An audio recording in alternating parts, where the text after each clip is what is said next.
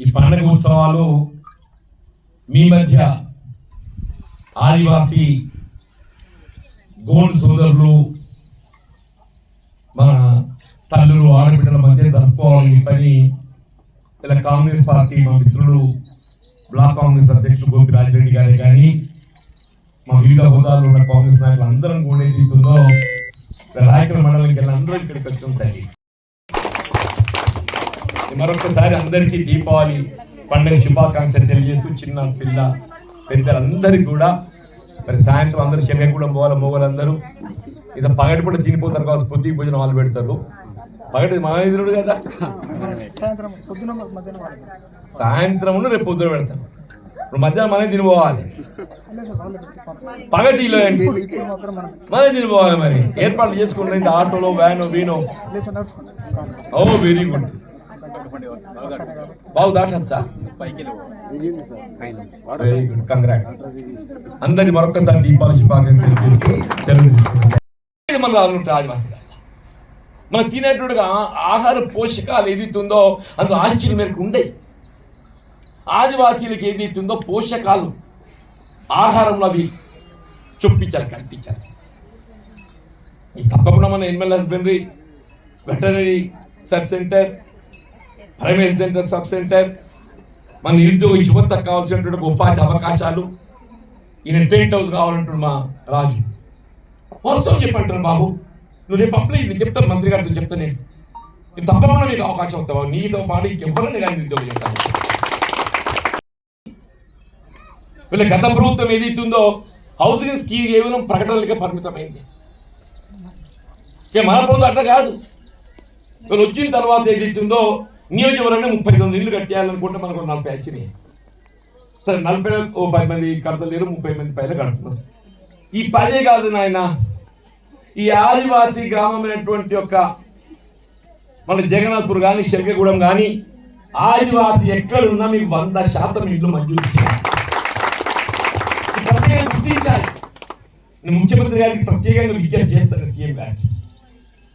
ఆదివాసీ తెగలు ఎక్కడ ఉన్నా కానీ వాళ్ళకు ప్రత్యేకంగా గుర్తించి వాళ్ళ 100% గృహ నిర్మాణం మంజూరు చేసి ఫస్ట్ ఫేజ్ దశల వారీగా మొదటి విడత ఏదైతుందో ఆదివాసీలకు అందరినీ ఒక ఇంటోలం చేసినట్టు అందరికి ఇల్లు మంజూరు చేసి ఇండ్లు కట్టియాలి. రాత్రి సుఖదలు ఇల్లు నువ్వు పెట్టుబడి పెడతావు పెట్టలేదని చెప్పంటు నేను. వాళ్ళు ప్రభుత్వమే చొరవ తీసుకొని కట్టాలి, కట్టియాలి. ఉన్న 5 లక్షలకు సరిపోవడం లేదు, ఇంకో 1 లక్ష ఎక్కువ ఇవ్వాలి. ఆదివాసీలకు 5 సరిపోవా అంటూ నేను ఇంకో 1 లక్ష ఎక్కువ ఇవ్వాలి. కానీ అందరిలో ఇంటోలం చేసే బాధ్యత ప్రభుత్వం ఇది ఉందని చెప్పండి. తప్పకుండా ఈ అంశం నేను గౌరవ ముఖ్యమంత్రి రేవంత్ రెడ్డి దృష్టికి తీసుకెళ్తా. మన సంబంధిత శాఖ మంత్రి లక్ష్మణ్ కుమార్ గారు కావడం, నేను వాళ్ళ దృష్టికి తీసుకెళ్ళి దీన్ని నేను కార్యరూపం దాచేటట్టు చేస్తా అని చెప్పంటూ నేను. మరి ఏదైనా ఆనవాయితీ ప్రకారంగా అది దీపావళి పండుగ నాడు ఇక్కడ రావటం, మీ అందరి యొక్క అభిమానం, అండదండలు, ఆశీర్వాదం పొందే విధంగా రావటం నాకు ఆనవాయితీ అయింది. దానికి అనుగుణంగా వాళ్ళు రావటం, ఇక్కడికి మీరు అందరూ ఆదరించి ఇంత సంబరాలతో ఏదైతే మా ఆడబిడ్డలందరూ కూడా ఏదైతుందో నన్ను తోబుట్టుగా, మా ఆడబిడ్డలందరూ కూడా నేను వయసులో పెద్దవాళ్ళైనా కానీ నన్ను తోబుట్టు తండ్రిలాగా నన్ను గౌరవించే విధంగా ఏదైతుందో నన్ను అభిమానిస్తున్నందుకు అందరినీ హృదయపూర్వకంగా చెప్తున్నా. భవిష్యత్తులో ఇప్పుడు నేను ఏం విజ్ఞప్తి చేసి మరి దాన్ని సేకరణ కేంద్రం కావాలి. అందరూ మంచి పంటలు పండించుకుంటారు. మనం అటు వేయిరాపేట పోవాలంటే బోర్నపేలు పోవాలని తిప్పరు. బ్రిడ్జ్ అయినా ఉమ్మడి పోదాం, బ్రిడ్జ్ అయినా ఉమ్మడి పోదాం. అదోలాగైతే ఏదైతుందో ఈడ వాళ్ళు చూపించారు కావాలి, అదోలాగే వాళ్ళు చూపించారు కావాలి. నేను తప్పకుండా ఏదైతుందో ఇక్కడ గతంలో ఎట్లయితే వడ్డు దొక్కిందో వడ్డు దొక్కేటట్టు నేను కలెక్టర్ గారికి విజ్ఞప్తి చేస్తాను. నేను అది కంటిన్యూ చేపిస్తాను. నేను ఇవాళ భూముల పట్టాలున్నాయి, అందరం సాగు చేసుకుంటున్నాం. కానీ ఏదో మన పట్టదారు పాస్బుక్ లేకపోవడంతో అందరికి వచ్చేటువంటి ఒక రైతు భరోసా మనకు అర్థం. ప్రభుత్వం ఎకరానికి 6,000 రూపాయలు ఇస్తుంది. ఆ ఎకరానికి 6,000 పంటకు ఏదైతుందో మనకు రావటం లేదు. ఆ పట్టదారుల పాస్బుక్ అయితే మనకి ఎకరానికి పెట్టుబడి 6,000 వస్తాయి, పంటకు సంవత్సరానికి 12,000 వస్తాయి. ఎవరైనా ప్రమాదానికి గురైనట్టయితే 5 లక్షల రూపాయల ప్రమాద బీమా వస్తాయి. మీకు శంకర్ బిర్సా మీరు ఎవరైనా మారుతాను కానీ ఎవరైనా కానీ చెప్పంటారు, మా రాజు కానీ పటేల్ సాబ్ కానీ మీరందరూ కూడా నాకు అవన్నీ లిస్ట్ తయారు చేసి నా దృష్టి పట్టుకొచ్చారు. నేను గతంలో మేడం ఉన్నప్పుడు ఏదైతుందో కలెక్టర్ గారు యస్మిన్ బాషా గారు ఉన్నప్పుడు తీసుకెళ్ళి మిమ్మల్ని అందరినీ గుర్తుంది. అవన్నీ కూడా విచారణ చేయించింది. అయితే 2 ఎకరాల వరకు ఇస్తున్నాం, ఇంక ఎక్కువ ఉన్నదని. ఆ కుటుంబ సభ్యులు ఉన్నారు, అన్నదమ్ములు ఉన్నారు. 12 ఎకరాలు అయితే 3 అన్నదమ్ములు ఉంటే 6 ఎకరాలు అయితే ఏదో రకం మీరు దున్నుతున్న భూమి పట్టాలు ఇప్పించే విధంగా మరి ఆ కార్యక్రమాలు చేయించే బాధ్యత నేను తీసుకుంటాను. మీ పట్టాలు ఇప్పించడమే కానీ, దానికి కావాల్సినటువంటి ఒక పెట్టుబడి సహాయం అందింపజేయడమే కానీ, రైతు బీమా కానీ, ఈ పశు వైద్యశాల కానీ, సబ్ సెంటర్ కానీ, ఇవి ఎవరైనా కానీ బాబు చెప్పంటాను. నేను నాకు ఎందుకంటే జీవితం 4 దశాబ్దాలు అయిందా. నేను కొసకొచ్చిన ఉన్నమాట చెప్తూ కోసకొచ్చిన ఇంక ఓపిక ఉన్నది, ఇంక ఓపిక ఉన్నది. పోయే లోపల ఏదైతుందో మీ అన్ని నేను తీర్చిపోతాను ఆయన. మీరు నా దేవుడు ఏదైతుందో నాకు ఆనందం ఏదైతుందో శక్తిని ఇవ్వాలని కోరుకుంటాను. దేవుడు నాకు ఆనందం శక్తిని ఇవ్వాలి. మా జగన్నాథ్పూర్ అమాయక ప్రజానికం ఆదివాసీల సమస్యలు తీర్చే విధంగా మీరు అదృష్టం రాష్ట్రంలో కాంగ్రెస్ ప్రభుత్వం ఉన్నది కాబట్టి తీర్చే అవకాశం ఉన్నది. దేవుడు నాకు అవకాశం ఇస్తాడు, నాకు నమ్మకం ఉంది. మంత్రి కూడా మనోడైంది, ఇంకోటి అదృష్టం 2 కలిసి వచ్చింది. ఇంకేముంది దాంట్లో? ఇంకెప్పుడైతే నాకైతే అక్కడ కమ్మనూరు కలమడం మంత్రి గట్టి ఇక్కడ బాధలు గుర్తుంది. అప్పుడు ఎనగడ వాళ్ళు అంటే చలో బాధలు గుర్తు అంటుండే. విద్యాసాగర్ గారు ఎమ్మెల్యే ఉంటాక ఆడ 2 పాయలు ఉంటే ఒక పాయ తట్టుపడ్డాయి. బాధలు గుర్తిలో 2 పాయలు ఉన్నాయి గోదావరి, ఒక పాయ తట్టుపడ్డాయి. నేను ఆర్ఎండ్బి మంత్రి అయినాక ఏదైతుందో ఆయనతో పాయ కూడా కట్టించి వీళ్ళు బాధలు గుర్తి వంతెన నా చేతుల్లో ప్రారంభమవుతుంది. వైఎస్ రాజశేఖర్ గారు తీసుకొచ్చి నేను ప్రారంభం చెప్పండి. అక్కడ గుమ్మరియా మీద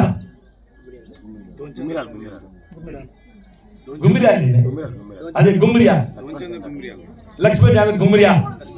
అప్పుడు శ్రీష్ రెడ్డి గారు ఏదైతుందో శాసనసభ స్పీకర్ అన్నా, నువ్వు మన గోదావరి ప్రాంత వాస్తవ్యుడివి, మాకు ఈ వంతెన కావాలని చెప్తే ఆ గుమ్మరియా మంత్రి మంజూరు చేశారు.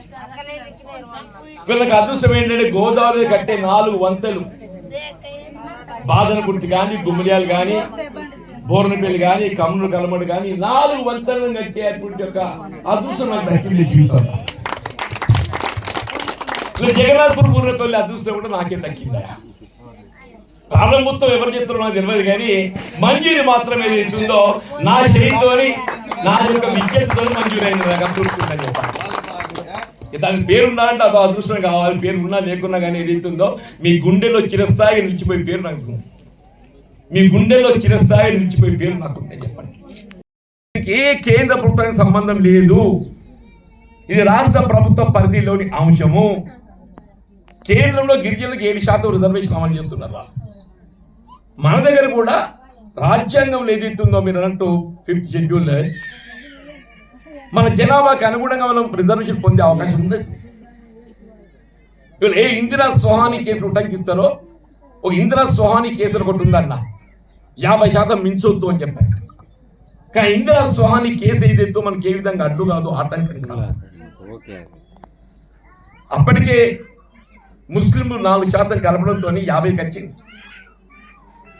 ఈ 6ను 10 చేయాలంటే ఇంకా 4 పెరగాలి. 54 అవుతుంది.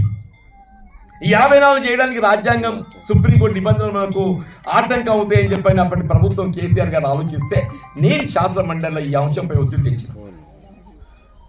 ఏ పరిస్థితుల్లో కూడా కేంద్రం కానీ సుప్రీంకోర్టు కానీ గిరిజనులు కల్పించాల్సినటువంటి ఒక 10% కల్పించడానికి ఆటంకం కాదు, అడ్డు కాదు. మీరు 6ను 10 చేయండి, ఏ న్యాయస్థానం కూడా అడ్డు రాదు, ఆటంకం కలగదు, అమలవుతుందని చెప్పని నేను ఖచ్చితంగా నిలబడి శాసన మండలం కొట్లాడి అప్పుడు మునుగోడు ఉప ఎన్నిక 6 పనిచేసింది. మరి అదృష్టం అప్పటికి ఇప్పటిదాకా ఎవరు దీని గురించి మాట్లాడతలేదు. ఎందుకు మాట్లాడతలేరు? మనకు వాస్తవం హక్కు కాబట్టి. గిరిజనులు కల్పించే 10% మీ హక్కు. దీన్ని ఎవరు మాట్లాడడం లేదు, ఎవరు కూడా అభ్యంతరం చెప్పడం లేదు. మాట్లాడడం లేదంటే అభ్యంతరం చెప్పడం లేదు. కాబట్టి 10% ఇవాళ అమలవుతుంది మనకు. ఈ 10% మీ హక్కు అని చెప్పంటున్నాను. ఈ 10% విద్యా ఉద్యోగాలలో రిజర్వేషన్ సౌకర్యంతో పాటుగా వాళ్ళ మిత్రుడు మా బిగ్ సభ అన్నట్టు ఈ పర్టికులర్లీ వల్నరబుల్ ట్రైబల్ గ్రూప్ ఉంది. Particularly vulnerable tribal group PVTG. మన రాష్ట్ర ప్రభుత్వం ఏదైతుందో గిరి వికాసం, గిరిజనుల పూర్తిగా వెనుకబడినటువంటి ఒక జాతులను అభివృద్ధి చేయడానికి ఒక కార్యక్రమం రూపొందించింది. అభివృద్ధి అనేది ఏదైతున్నదో కానీ ఈ ప్రాంతం మీద మనకున్న అవగాహన చెప్పంటున్నాను. నాకున్న సుదీర్ఘ ప్రజా జీవితం 4 దశాబ్దాలని చెప్పంటున్నాను. అది రాయకెళ్ళే కానీ జగిత్యాలే కానీ ఇప్పుడు మనం వేంపల్లి వెంకటరమణ వంత నిర్మాణం చేసుకున్నామే. వేంపల్లి వెంకటరమణ వంత నిర్మాణం చేసుకున్నామని చెప్పంటున్నాను.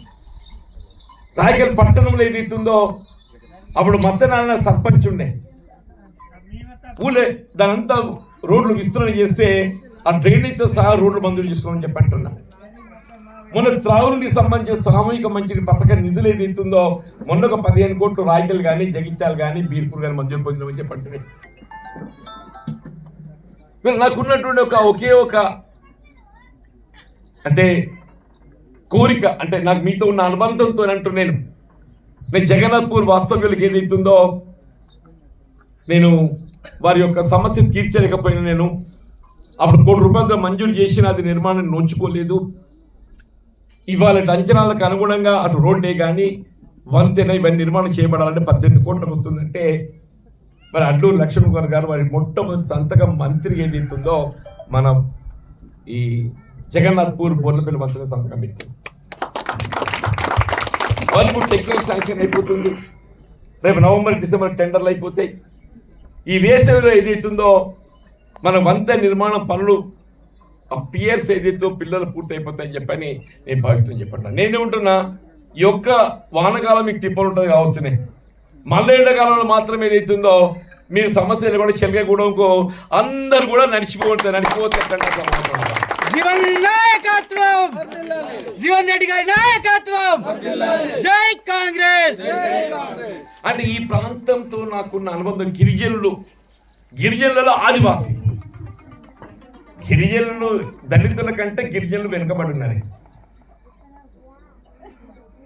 అమాయక ప్రజాని ఆ గిరిజనులలో ఏదైతుందో ఆదివాసీలు మన గోండు జాతి నాయకప్పుడు ఇంకా రకరకాలు ఉన్నారని చెప్పండి. నిజంగా అమాయక ప్రజానికం అని చెప్పండి. ఆ తల్లు చూస్తుంటే వాళ్ళ ఆట పాట ఎంత సున్నితంగా ఉంటే చెప్పండి. నేను ఈయన మా ఊళ్ళు ఏదైతుందో బతుకమ్మ ఆడితే ఆ డీజే లేకుండా ఆడేటట్లేరు మా ఊళ్ళు. నేను ఉన్నమాట చెప్తున్నా. అందరూ కూడా బతుకమ్మ పండుగ ఉత్సవాలు చేసుకుంటాం కదా. బొడ్డమ్మ ఎక్కడికి వచ్చిందంటే డీజేతో ఆడతట్టుంది. మేము ఆడబిడ్డలు ఏదైతుందో ఏ డీజే లేకుండా వాళ్ళ సొంత దప్పుతోని గానంతోని వాళ్ళ పాట పల్లవితో ఏదైతుందో వాళ్ళు పాడుతుంటే అది నేచురాలిటీ, ఇది నేచురాలిటీ అని చెప్పి అంటున్నాయి. అది మన ఆదివాసి ఇక్కడ మన ఆడబిడ్డలు కదా. ఈ ప్రాంతం ఇంకా అభివృద్ధి చెందాలి. మా సుధాకర్ పటేల్ సార్ ఆదివాసి వాయిద్యాల దీవెనలు మాకు ఉండేటట్టు ఏదైతుందో మాకు ఆశీర్వాదం. జల్ జంగల్ జమీ నినాదంతో ఏదైతుందో ఆంగ్లేయుల గుండెలను వణికించిన నాయకుడు మన కొమరం భీమ్ గారని చెప్పాలి. ఉత్సవాలు రేపు ఉన్నాగానే ఏదైతుందో రేపు వర్ధంతున్నా కానీ మళ్ళీ రేపు రావడం సాధ్యం కాకపోవచ్చు నాకు. కాబట్టి ఇప్పుడే వారికి నివాళులు అర్పించిపోదాము. కొమరం భీమ్ గారికి ఏదైతే ఇక్కడికి పోయి వారికి నివాళులు అర్పించి పోదామని చెప్పి మనం చెప్తూ సెలవు తీసుకుంటాం.